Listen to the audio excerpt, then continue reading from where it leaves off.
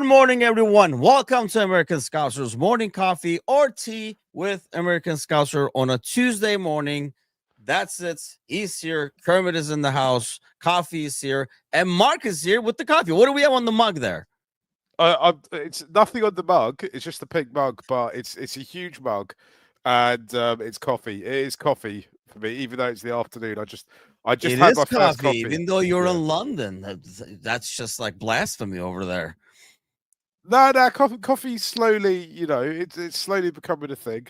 Really? Slowly, yeah. Well, yeah. It's really popular now. I think I've talked about this before. I drink coffee in the morning and tea in the Yeah. afternoon, right? Evening. So, like, yeah, I'll be on the teas after Yeah, this. that's because I know when I first was there for like college, of course, this is decades ago, but when I was doing the coffee thing, I was getting like the side look. And then that's when they got me hooked up on the tea with milk concept. And I was like, you know what? I can roll with this. And I started like, we would have that like for class and stuff like that. All right. Everybody's in the house over here. Sergi, Ryan, Tony, Adam, and Kevin. As you hop on, hit that thumbs up. Let's get this party started. How are you doing, Mark? You've been away for a few weeks. You're back in London now.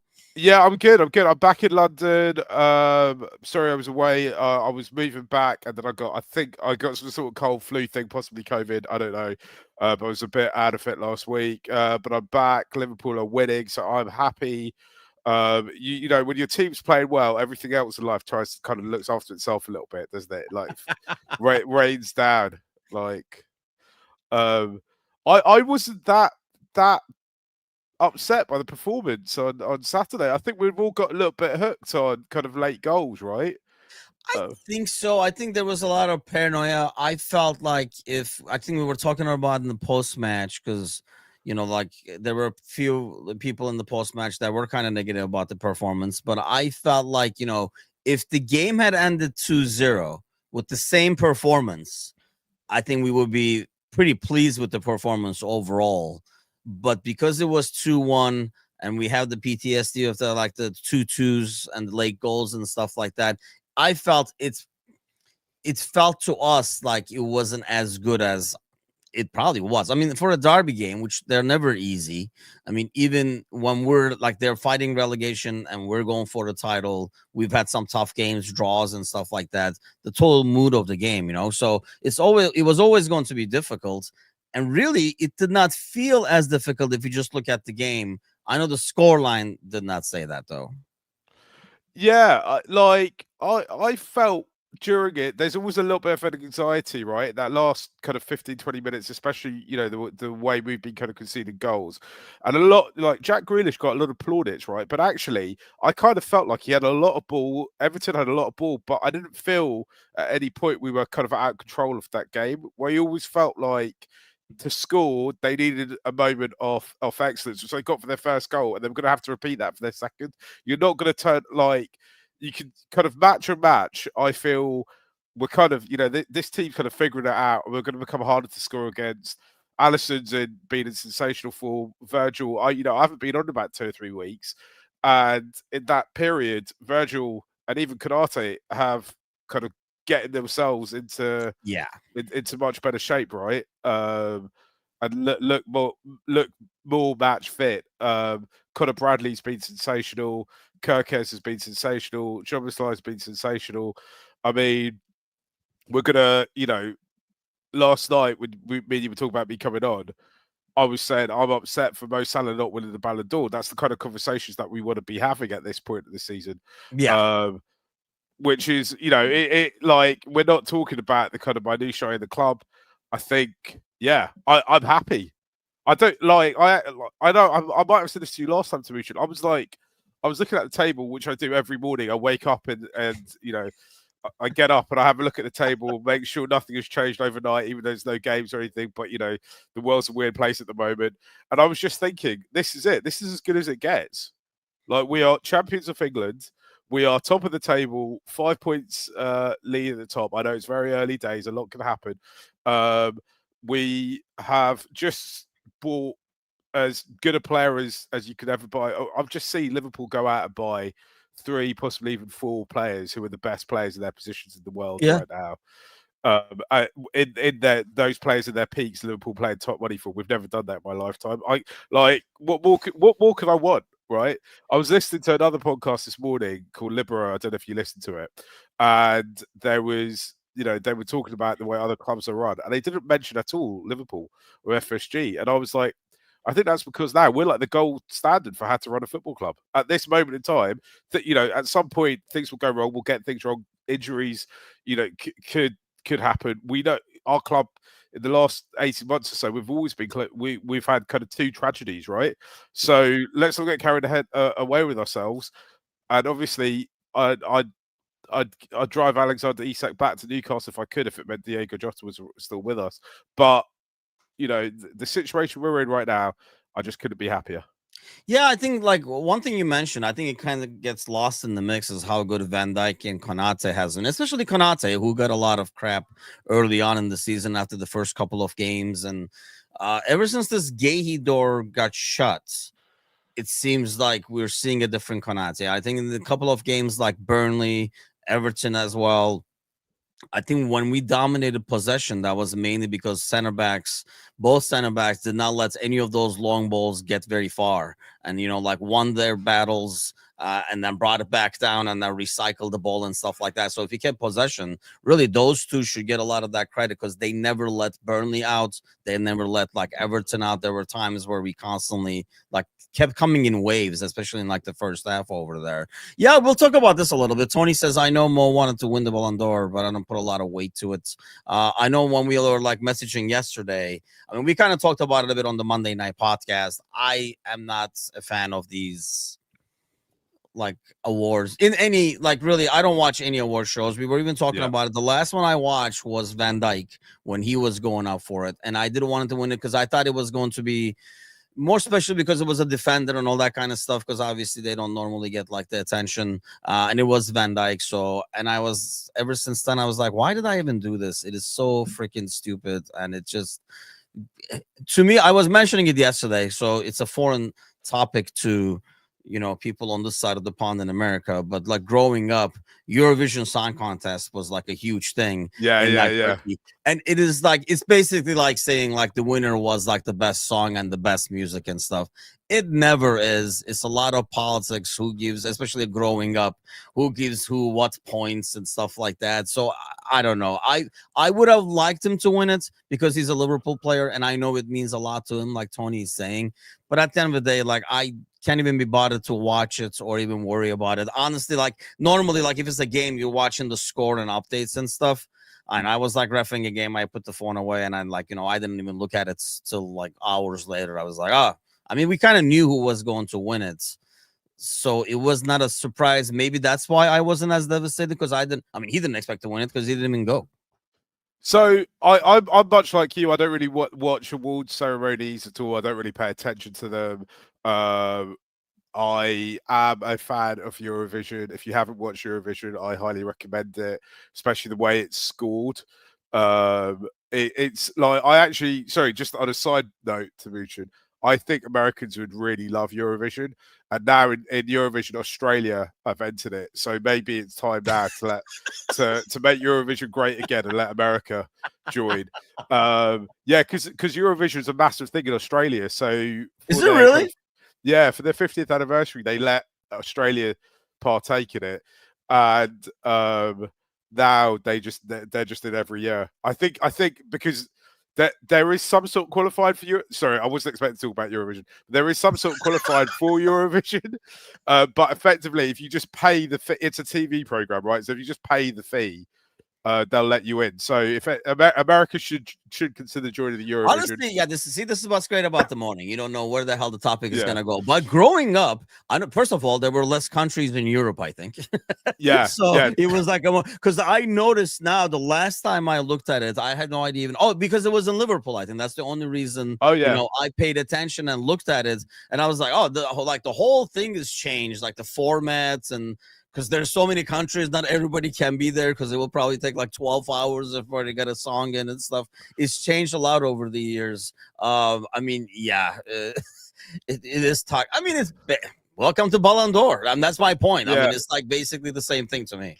But going back to the Ballon d'Or, as I said, I'm not a fan of awards, but I was absolutely devastated for Mo Salah, right? Because I do, obviously he's not going to come out and say, I really want to win the Ballon d'Or, but he is a professional footballer who obviously takes great pride in his performances.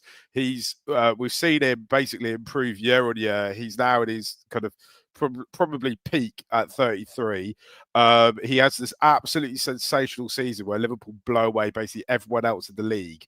And when you look at that league table, and even currently as it stands, it really does feel like on any given day, any other team could beat anyone else, right? Apart from Yeah. Southampton last season. And Liverpool ran away with the league last season, right? They're by far and away the best team in Britain. Probably over a league format, the best team, the best team in Europe. We didn't actually lose to PSG. Well, we lost the penalties to PSG. We drew. Mm-hmm. We drew with them over 2 games to go on to win the Champions League. That's the only kind of blotch in the copybook, as it were. You just think last night was his moment, and it wasn't that he just missed out. I just don't think you could argue Dembele season's anywhere near what Mo Salah's season is. That French league, the quality of it is just nowhere near what the Premier League is. You know, Tottenham finished 17th last season. They would have won the French league or come second Yeah. at best to PSG, right? The level of competition in the Premier League is so high. The idea that the best player from the Premier League finishes fourth in this in that competition, just for me, it just erodes what that competition is. I'm not a big, as I say, I'm not a big fan of it. I don't follow it. I can't really be bothered with it. I see football through the lens of Liverpool Football Club. It just appears to me strange that Liverpool can have such a dominant season and their most dominant player for the season could finish fourth. Virgil van Dijk finished 28th. Yeah, that's crazy by itself. That is nuts. But I mean, Ryan says if Liverpool win that shootout, no, I don't. I think if we won the Champions League, Mo would have won, regardless of the politics behind it. Because here's the thing: for somebody like Mo Salah to win, aside from a Liverpool player to win, it almost had to be undeniable, and that would have made it undeniable. Because unfortunately for Mo, it's not like Egypt is going to win anything major. So that's what he has is like this. That's why it's not fair based on like a player. You look at the numbers and stuff like that. But I mean, I think in France, French awards going that way, it should not be a shock to But like even anybody. the numbers, right? The numbers don't match up. I can understand if Dembele had scored more goals or assists than Mo Salah, but he just hasn't. I think they're looking at like what's being won, not even like Yeah. what they did to get there or what they did to help it. It's like what's being won, like Messi winning one year because Argentina won and stuff like that. It's just this is what I mean. Like I feel like it's almost. I realize we do. I was talking about this last night. Like we do man of the match and stuff, right? This is like a it takes a squad to win these things, not even a team. It takes the whole squad to win a league, to win a Champions League and stuff like that. I really feel like it diminishes the sport, the beauty of the game, the fact that it's a team game and everybody has to chip in and stuff when you give an award to one guy because his team happened to win because there's all these other people's. To me, it's kind of like cheapens the value of how beautiful the game is because it takes a lot of people like kind of like chipping in. So the thing for me is that worries me slightly, and is that firstly, I'm not. I love Liverpool Football Club, and Liverpool Football Club have to play in the Premier League, right? I'm not one of those people who's going to defend the Premier League for the sake of defending the Premier League, but Liverpool Football Club is part of the Premier League, and therefore I've got to I think in this moment I've got to put the Premier League's kind of push it forward a little bit and put its case forward, because I think there's a clear bias against the Premier League in this league. This is a European award, which the best players in the Premier League, because it's the best league, should be at the top end of. Like the idea that Yamal is anywhere near, like it had a better season than Mo Salah is insane.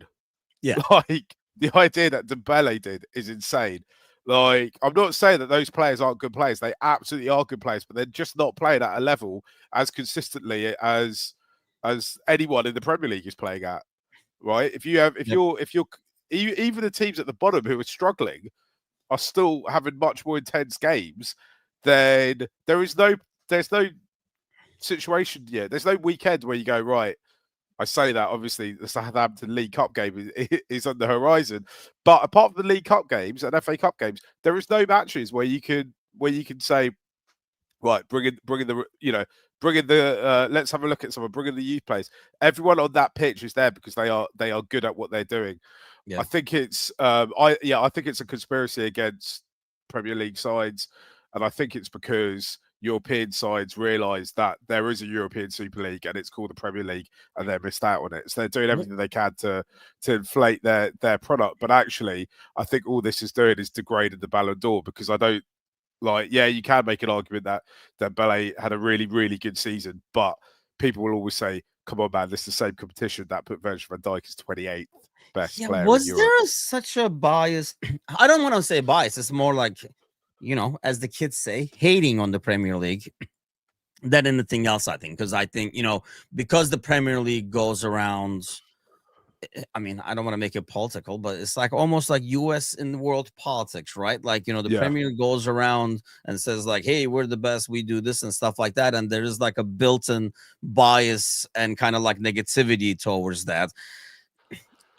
Was there something similar during the Serie A days? That's what I was trying to remember. I really don't, because I didn't follow it back then. So was there like a built-in bias? Because at one point, Serie A was the league, like how kind of like Premier League is now, where all the players, like the good players, wanted to go to.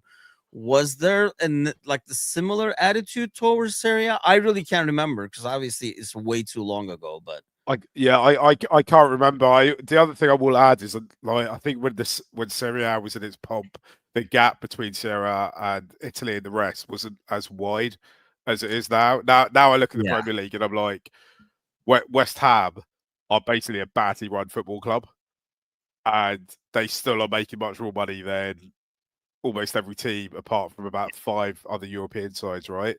So the other thing is as well is the Premier League has effectively got to its position because there's no love lost between the people who run football clubs in England. But when it comes to it, they will act as one.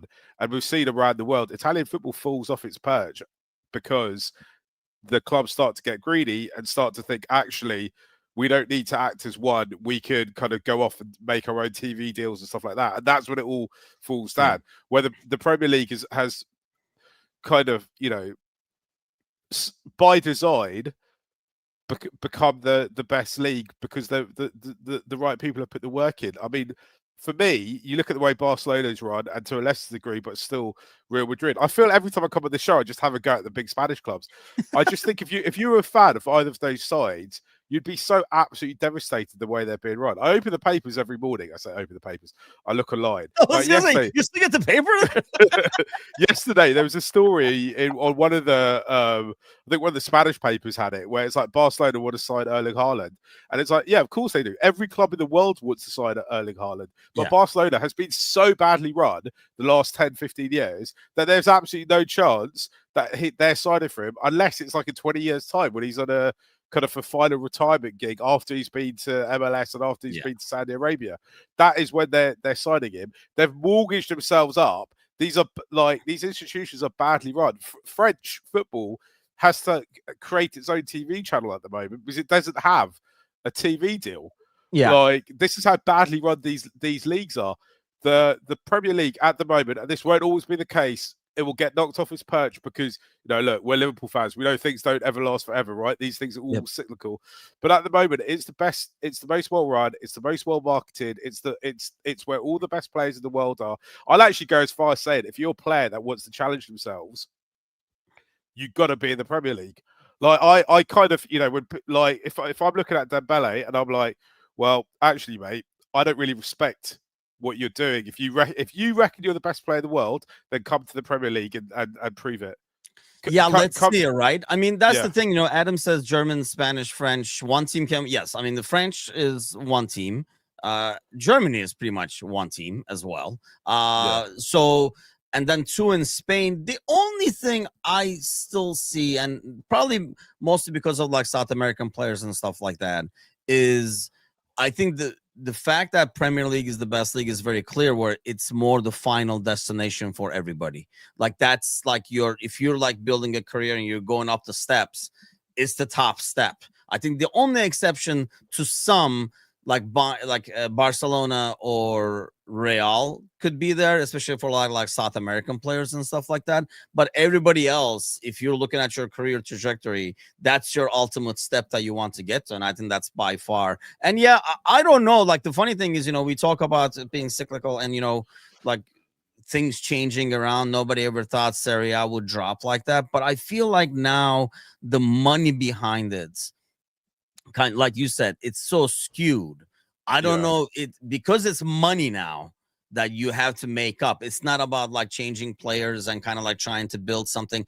I really don't see another league being able to kind of build something with the limited funds that they will have compared to the Premier League. The same thing. I mean, you're talking about the French league's TV rights. Like Serie A is basically, you watch any Serie A game, it's almost like a who is who of the Premier League, with some Italian players thrown in there is basically what it boils down to. It was like, oh, he was over here, he was in West Ham, he was in Chelsea. It's like a bunch of guys who didn't really make it all the way in the Premier League and Serie A and stuff. So I don't even see a league that will ever come to catch up to the Premier League because the money gap is so huge. Yeah, for me, increasingly, the way I'm starting to view it is I think if you're serious about your career and you want to play in the best league and the amount of money, even the starters at small Premier League clubs now is almost generational wealth, right?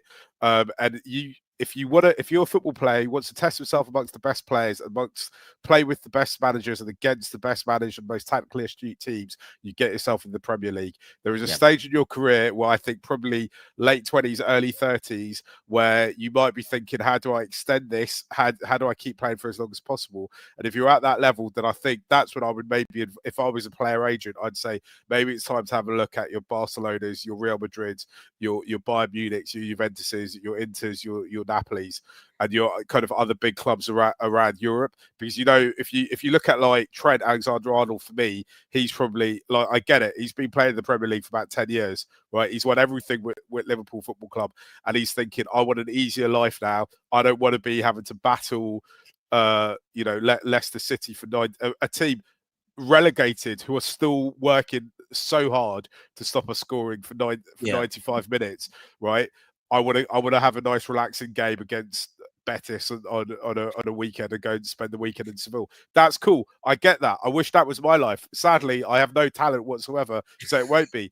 But like, that's something you do. I reckon 30, 31, 32, that is a good time to go to those clubs. Those are semi-serious football clubs. They are, but for me, I view them like I see a boxer. They have like one big game a month, right? Yeah. Boxers have 2-3 fights a month, right? They train up for that. That's it. Like, that's their moment. Increasingly, though, what's gonna end up, the thing that I think the final nail of the coffin for a lot of these clubs will be if Premier League teams start to really dominate the Champions League. And if we had like a decade of, say, 8 or 9 winners came from not from the Premier League, and all the finalists were, say over the next 10 years, if 18 of the finalists, the next 10 Champions League finals were Premier League clubs, which is totally, like, it's a totally plausible thing that could happen, then I think that would be kind of, would be horrendous for the rest of Europe. I'm not saying I necessarily want that. I want football to thrive everywhere and to be everyone's sport. But when you come away with, and you see the results for things like the Ballon d'Or last night, you're like, you guys are absolute muppets, and you'll deserve all the badness coming to you. Do you know what? For somebody who doesn't care about awards, I'm totally like. I was saying that you care about awards. I care the about Premier League thing. I feel like the challenge of Premier League teams when they go to the Champions League is they have games sandwiched in between that are battles.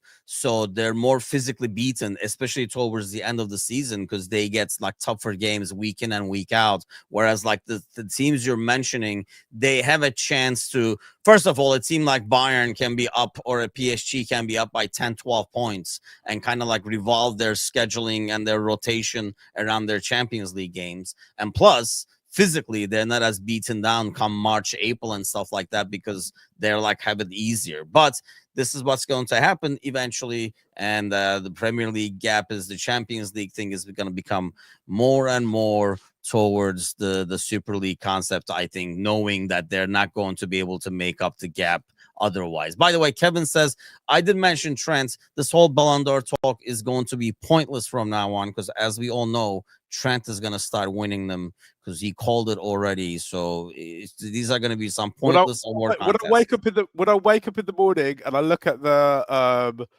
the first thing I do, as I said, is I look at the Premier League table, make sure we're still on top. And the second thought is, I hope Trent's okay. Our lost boy out there in Spain, I hope he's doing all right. I hope he's had his breakfast. It's an hour ahead for me. I hope he's all good. Tim, can I bring up one more? 2 months, so one more thing. One more thing is sorry, I'm going to plug something I work on. I work on a show called Where's the Money Gone? And we put an episode out a few hours ago. I'm starting just talking hours because I'm just in different time zones the whole time. A few hours ago, where Charlie Method, who used to own Sunderland Football Club and then used to own Charlton, and now owns or works at a club in Jamaica and in Belgium, he was at a meeting last week in Italy where they were talking about the European Super League, the idea coming back, but it just being made up of teams from France, Spain, and Italy. Which is an interesting idea.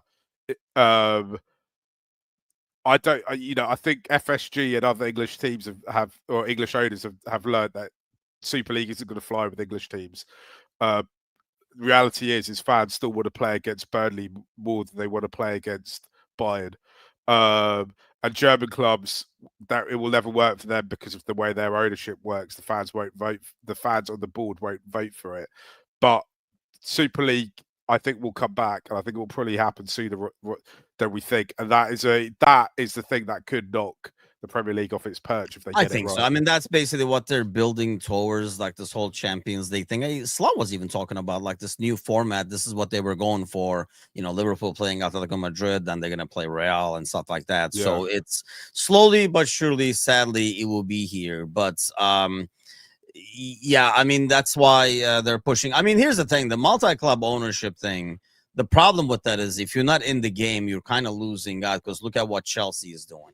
Like you don't, even then they can do it to a certain limit. So they'll probably buy a couple more teams so they don't have to have, Sterling and Disasi practicing at night somewhere. They will be able to dump it on them instead and stuff.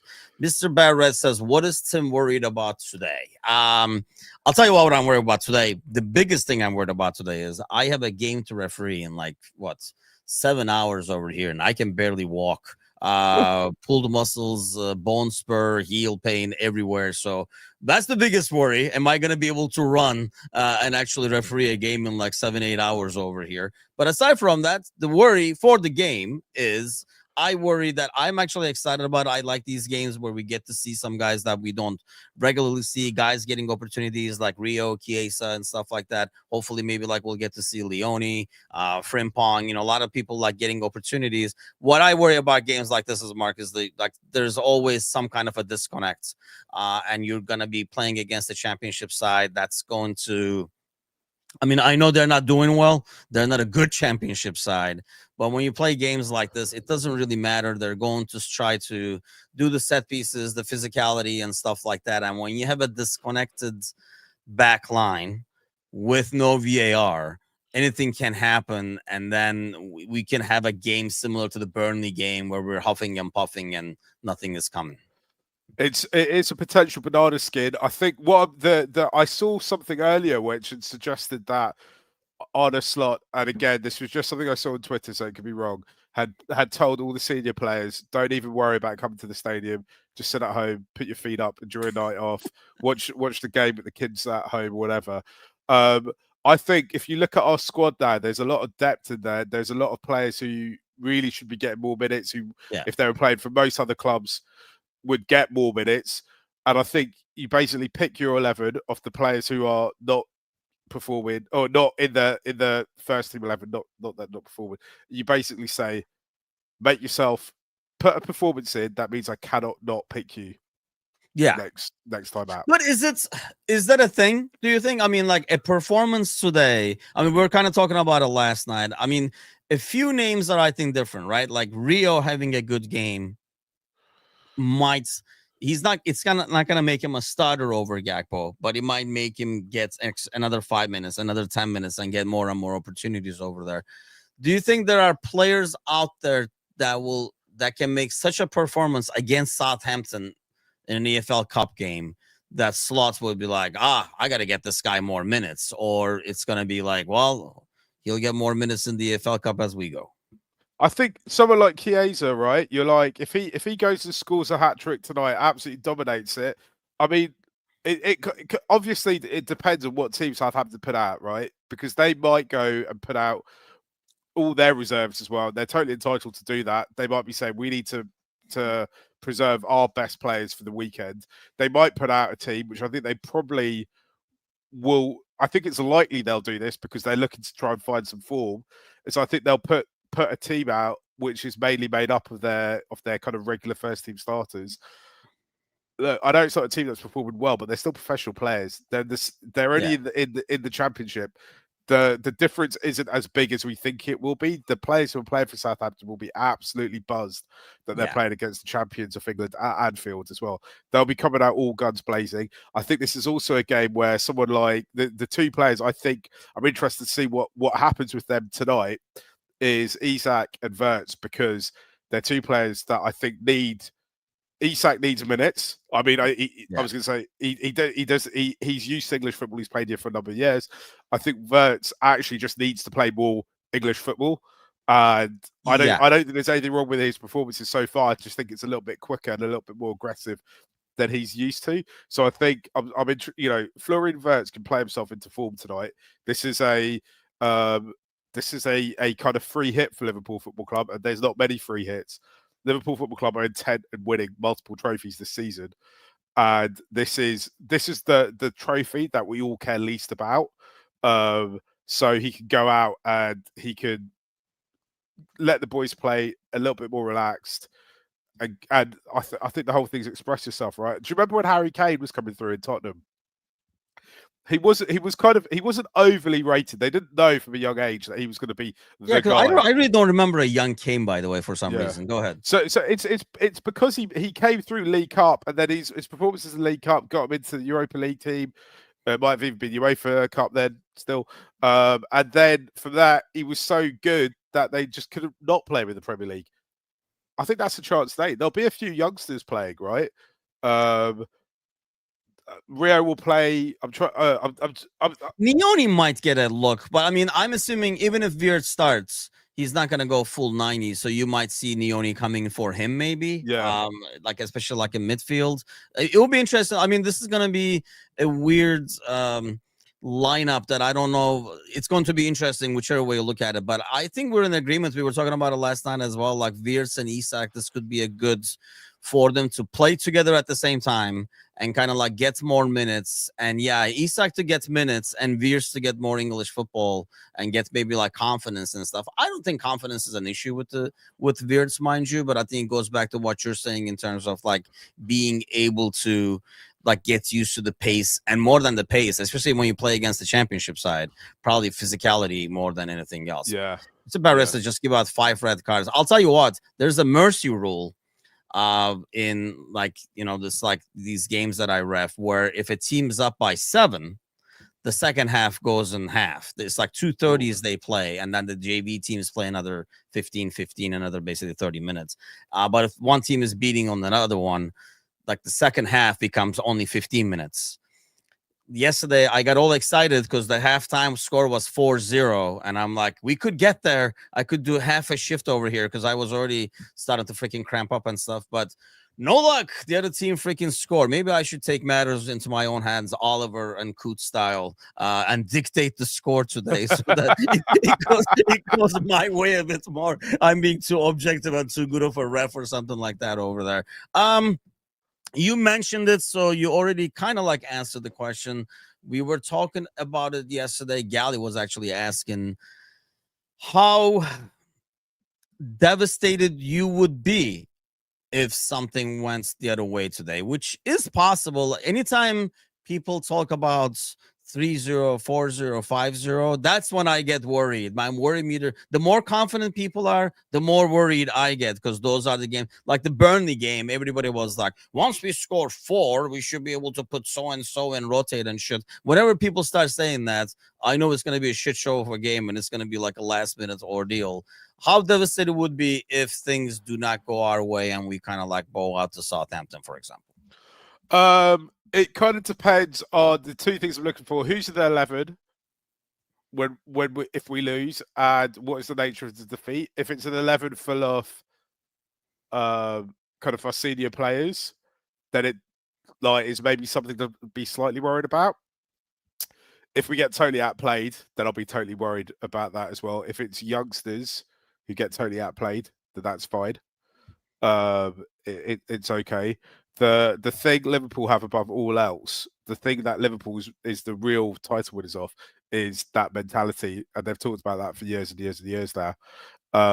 You can just see how many times already this season we've seen like Liverpool need a goal, right? They've figured out a way to score a goal, kind of within minutes. So we know that mentality's there.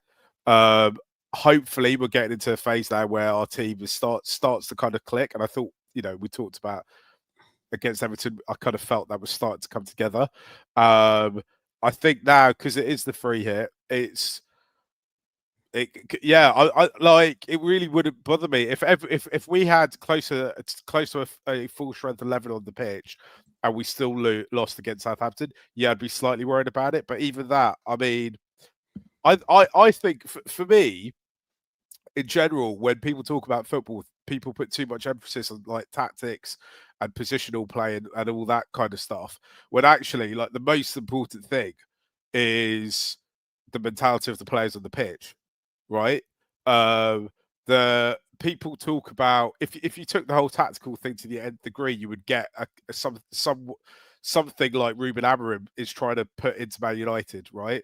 When actually it's about, have you kind of generally got, are the players generally in the right position, and do they can they anticipate what each other's going to do, which I think we're kind of at with like, so they were in the right position when we started the league. It was kind of trying to figure out whether, if the new signings knew what the old signings were going to do, and that's what we talk about, the clicking, which I think we're watching that happen in real time. And then the most important thing is, though, is do they have the will to and yearning to want to win? Liverpool have all of that at the moment. So I don't think one loss against Southampton in a League Cup game is going to really change that. No, because I think that's why, but that's the same reason, because I agree to that, but I think it's the same reason I don't think the mentality thing translates into this. Because, the mentality of like winning, first of all, that core is not there in this game. Like your Mo, your Van Dijk, and like those guys are not playing that play with that, we're going to win this mentality. So you already took like those 5-6 guys and gave him the day off. So half that mentality is not there. But aside from that, I feel like that mentality is there when the prize is there to be won and the prize is big. I mean, because we've had, like look at Plymouth ordeal like last year and stuff like that. So there's that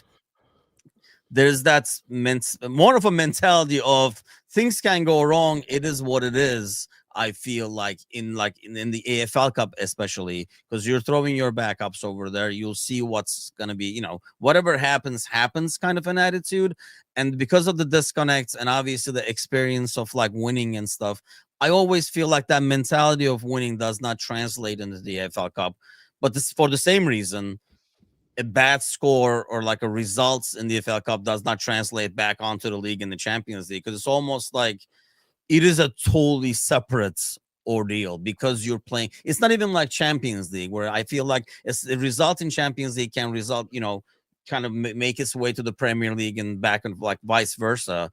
But AFL Cup almost feels like you're sending him away for a game because it's always like your like backups and stuff. I always think this cup's like double-edged, right? Because actually it creates and we've been in it all the way through for quite a few years now, and it creates fixtures in the point of the season when you least want the fixtures to happen. Around it's that double-headed semi-final, home and away leg semi-final. is actually the last few years has kind of been a bit of a nightmare for Liverpool because it comes in a time of the season where there's so many other fixtures. If you listen to what Slot says and you listen to what Jurgen used to say beforehand, they think they're playing too much football anyway. Yep. The counterbalance to that is that actually till you get, Jurgen won this in his last season with barely playing anywhere near the kind of starting 11, right? Remember that final where he emptied out the nursery. Yep. Yeah. And so I like. Do you remember a few years ago when Jurgen was manager? He actually got Pep Linders to look after the League Cup team. Yep. If Liverpool did that, I'd be fine with that. Like, if they did that again, I'd have no qualms about. Do you think though the team is a lot deeper now?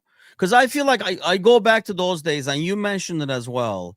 Like when you took the starting 11 out, you looked at the bench and everybody else. It was nowhere near what's possibly. We'll talk about like our, like what starting 11 we expect to go out there. But we're talking about Isak and Wirtz, the two most expensive signings, for example, of the Premier League going out to this game. You're talking a player like Frimpong. Robertson, who used to be your regular starter, is going to lead the team out there probably as left back and stuff. Gomez, who used to be your regular like dynamic duo with Van Dijk in those years, he's going out there as a center back. So you look at the quality going out there now compared to like kind of like we almost had to like mishmash a little bit, right? Like Klopp would put one senior guy in every line, one in midfield, one up top, and like one. It's almost like I feel like the squad is so much deeper, and maybe knock on wood, we've been like luckier with injuries. There's nothing serious right now, that you're throwing out a really, really strong starting 11 still, where I mean, you can put Pep Linders in charge of it, and they should still do well, if you will.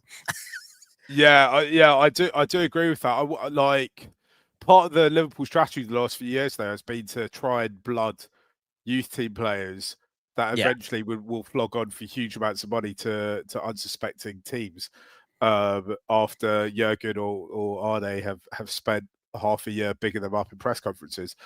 And so I do wonder actually if not having that, because we have a lot more kind of first team players now.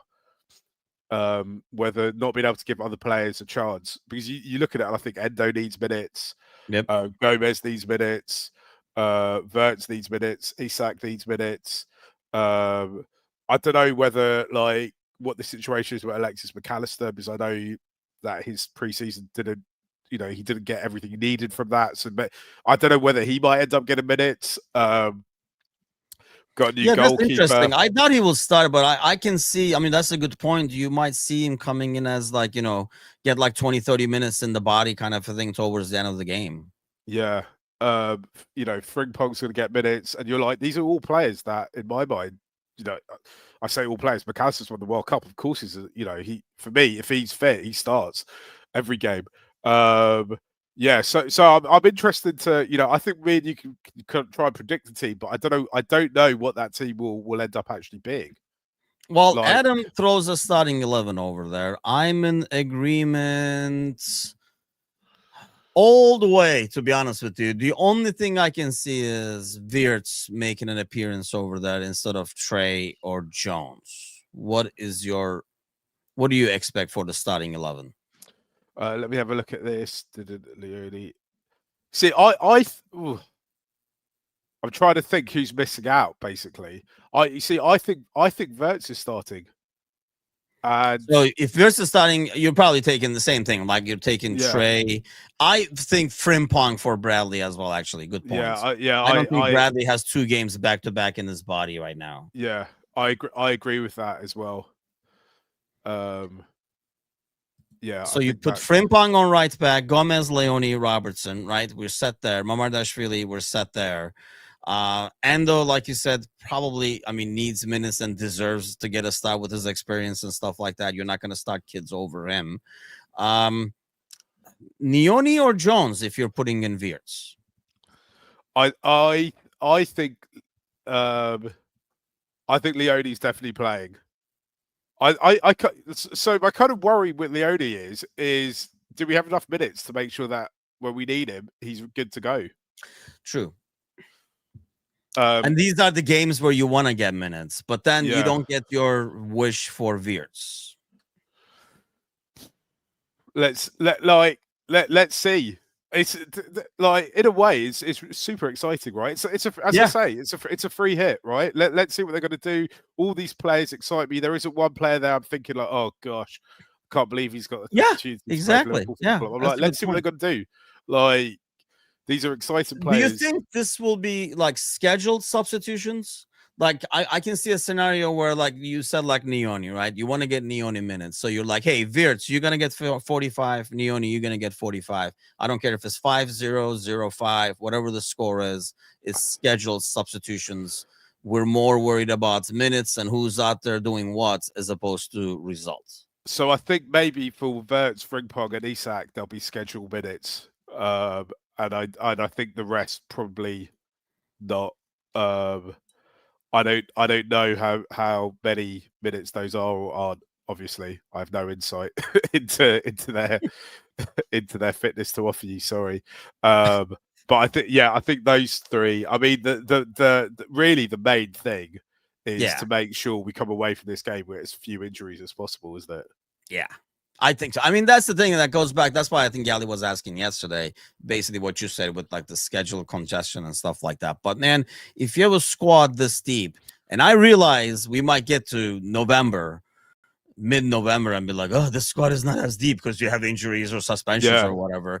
But it feels like, especially right now, I do want to keep going. In the past, I felt like, in the club era, we did not go after this League Cup, which really hurt us, I felt, because Klopp was known for playing the same 11 over and over again, and we kind of like ran the legs out of people like Henderson and Fabinho a lot earlier than probably we should have.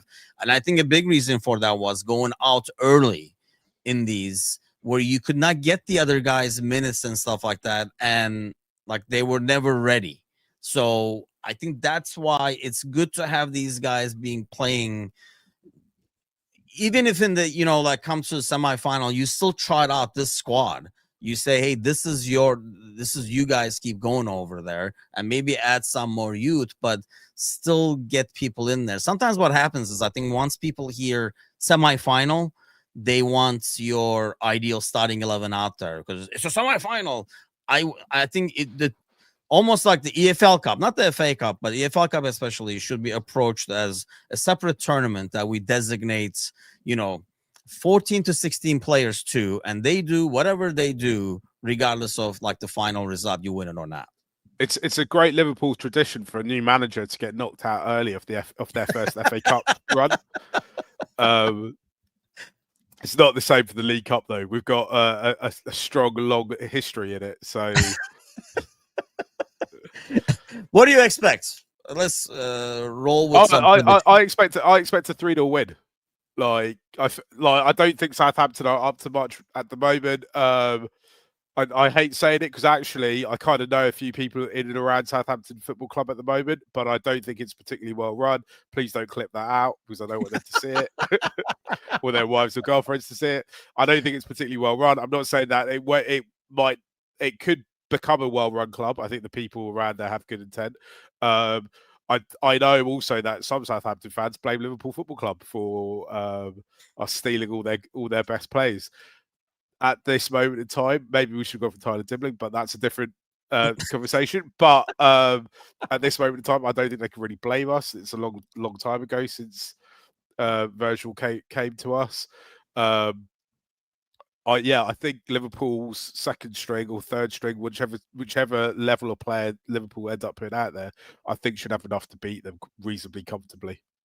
I think so too. I mean, mainly because of like what we have like out there in terms of you're not just throwing like 6 kids out there with a couple of like senior players and like make something happen kind of a deal. You're throwing a lot of players who play with the first team very regularly. I think that's like the biggest difference. Like, Robertson, like even Frimpong and stuff like that. There are guys, you put Endo and Jones or whatever in midfield. These are guys who play with the regular team. I'll be very interested to see, because I think we all kind of like trying to wish it into existence, seeing like Wirtz and Isak get some minutes over here. Yeah, Is that us just I do being think that. Isak, you would think just to get minutes and stuff, but when we want Wirtz and stuff, is that just us being like spoiled and trying to make this fixture a bit more interesting, something else to watch?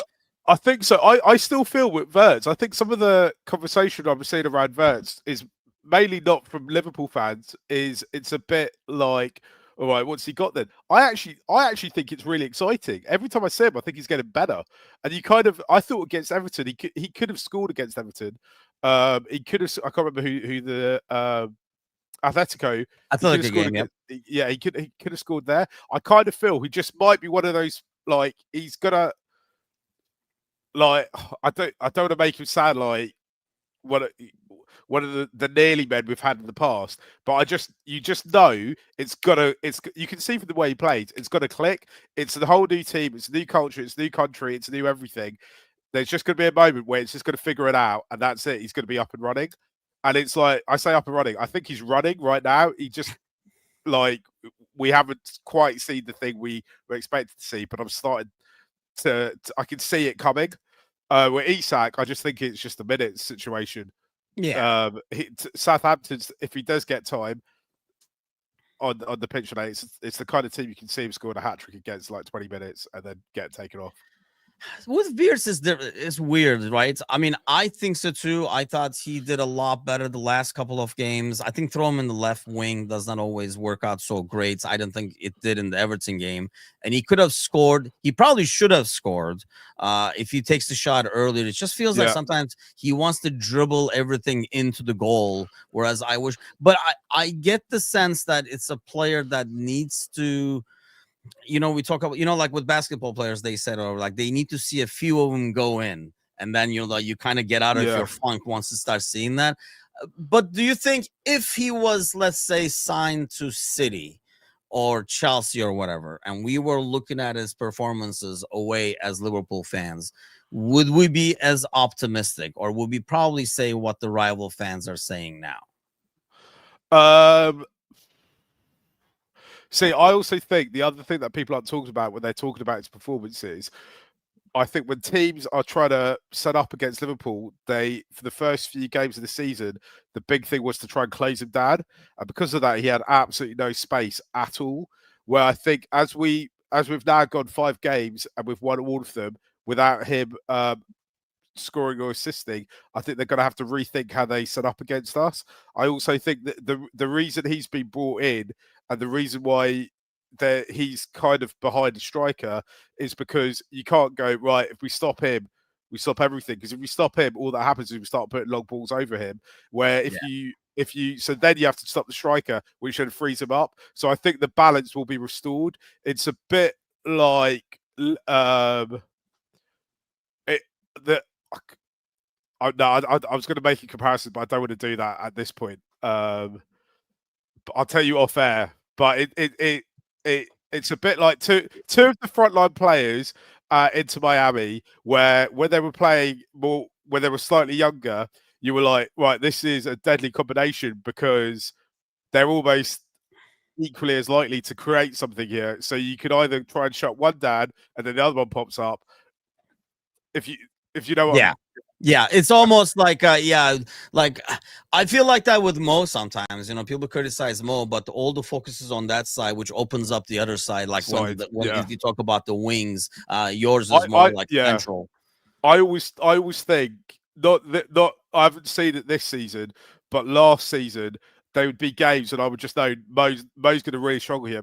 If Mo does anything, it's going to be the last 15 minutes when the team's tired. Yeah, because everything is trying to stop Mo. Arsenal were really good at that in the past, though Mo scored quite a bit against them, but they put everything on it to try and stop him.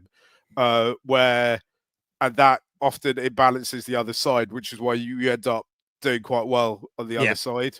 And I think, like with Wirtz, if he gets going, I think it helps player like Mo a lot more. That was like when we first signed them, I was like, this is somebody like, you at all times the defense right now is you got to stop Mo first. If you're like attacking, like defending against Liverpool, he's the creator at the same time, so you want to stop Mo. Whereas if you have Wirtz in the middle now, like who can kind of like contribute with assists or movements, whatever, that makes you a lot harder to defend, especially with Isak and Ekitike. I mean, that's another thing I really do see down the road, a lineup where Ekitike and Isak are out there at the same time. Ekitike is on the left or something like that. And before AFCON, I think this happens before AFCON, unless we see Rio go out there today and kind of show that, what, he can be the Diaz to Gakpo, and you can kind of like alternate him. He's ready to go, kind of a deal. Yeah. I'm just interested to see how it all pans out, right? Yeah. But before Isak was signed and people talk about it, I was like, look, Liverpool plays so much football. It's a game every 3-4 days. Like you could have Isak and Ekitike, and there's a situation where both of them are totally on form, and both of them are playing kind of 1.5 games a week, because we're playing 3 games every, however much it is. I looked at the fixture list going into the weekend. The next 10 games for me basically define where Liverpool will kind of end up being. If they have a good 10, if we have a good 10, this is game 2 of that 10-game run, arguably the least important of this 10-game run. But if we come out the next, at the end of this run, going into the next international break, if we're in good shape, then we're really set up to kind of win stuff, and we're playing 10 games in such a short period of time. Yeah, that there's more than enough minutes for everyone. And now we're starting to kind of get into it. This is why I hate that first international break, because there was no opportunity to get no longer minutes. Apparently they're doubling it up, so we got rid of that one. But yeah, Sabara says he's not worried at all, as Illit's mentality. The only thing is probably, I mean, it's a huge adjustment for him, right? One, he's coming from a different league, so the game is totally different. And 2, I think when we talk about mentality and stuff like that, he's a winner. He's a proven winner. And he's like taking his team to the next level and stuff. But there is something to be said about taking a team that is not expected to win there, as opposed to a team that's expected to already be there and keep him up there. I think it's like there's a challenge of coming into the good thing for him is he doesn't have to be the leader. He can be sitting in one of the seats on the bus, because you have like a lot, guys like Mo, Van Dijk and stuff who have the experience to kind of like lead you and drive you over there. You just got to sit and do your role in the back. I think that's an advantage for him coming into a team where he doesn't have to take him to another level. So he can kind of work on himself and getting used to the league and stuff. So score prediction, you said comfortably. What's comfortable? 3-0 comfortably. Yeah. I can get behind that. I can definitely get behind that. Yeah, I'm going with the 3-1. I think that's what we roll with, the Timuchin special, because I feel like with no VAR, a makeshift back 4, there will be a moment. Dude, do not do this to me. I do not need this in my life. Definitely not today. But yeah, it should be an exciting watch. So the panel will be back on tonight, and I'll be back on tomorrow morning, hopefully, if I make it past this game today with all my muscles intact. I will be back tomorrow morning. We'll talk a lot about this game. Mark, thanks a lot as always, man. Thanks for having me, man. Hit the thumbs up. Make sure you subscribe. I think we're a week away from the goal, and I'll refresh it right now. We're at 1471, but I know this is what everybody's waiting for, because tomorrow is Wednesday and we're at 991 on TikTok. So we're 9 followers away from a dancing TikTok from John. So 9 more. I think by the time we go on air tomorrow, this is going to happen. But have a great day, everybody. Enjoy the game, and we'll see you guys tomorrow morning. Take care. Bye.